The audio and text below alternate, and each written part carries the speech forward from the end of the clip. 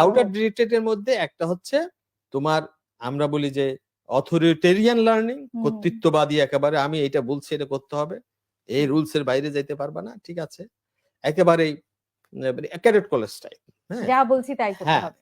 আরেকটা হচ্ছে authoritative learning, এটা আমরা ডেমোক্রেটিক লার্নিং বলছি, এটাকে আমি একটু বেশদ ব্যাখ্যা বলবো।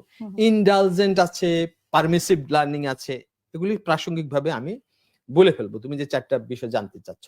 তাহলে এখন আমার যেটা দরকার, ডেমোক্রেটিক লার্নিংটাকে আমরা গুরুত্বপূর্ণ মনে করি। কি কারণে?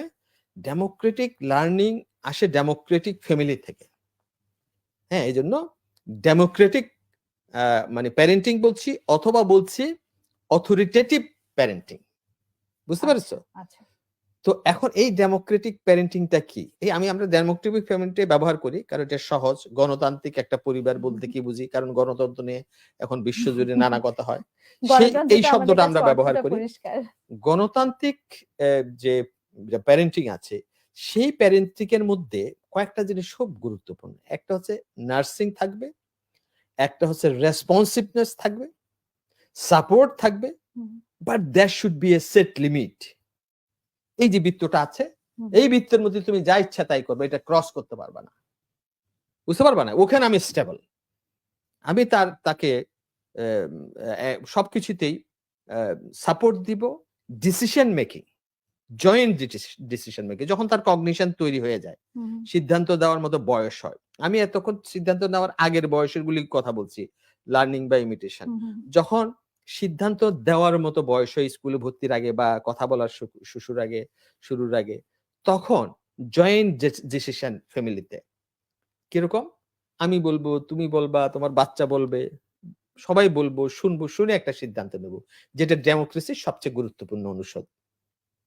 বাচ্চারা বলবে, ভাই বোনরা বলবে, বাবা মা বলবে, এবং একটা সিদ্ধান্ত নেবে। এই যে সিদ্ধান্ত, joint decision making, very essential.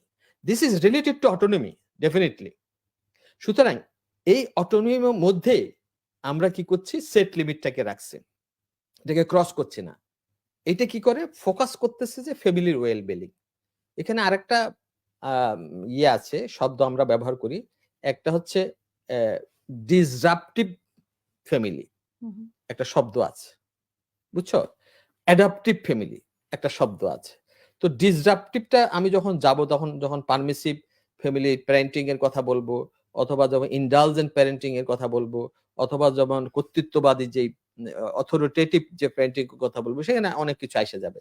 কিন্তু আমি কেয়ারিংটা গুরুত্বপূর্ণ, সাপোর্টটা গুরুত্বপূর্ণ, রেসপন্সিভনেসটা গুরুত্বপূর্ণ। যদি আমার বাচ্চা আমার সাথে আমার কেয়ারিংটা পাই, কিসের কেয়ারিং বলতে আমরা কি করবো, প্রত্যেকটা শব্দ আমাকে ব্যাখ্যা করতে হবে।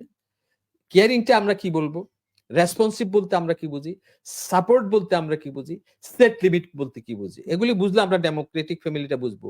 আরেকটা কথা আছে, এটা democratic family, there is a fair decision, কোনো বৈষম্য নাই, নট একসঙ্গে বসে সিদ্ধান্ত নিচ্ছে, আলোচনা করে, বৈষম্যহীন, নন জাজমেন্টাল। মানে এটা হচ্ছে বৈষম্যহীন, আমরা কাউকে ফেভার করব না, পরিবারের সদস্যকে, আবার তাকে বৈষম্য স্বীকারও করব না, কিন্তু পারমিসিভ না।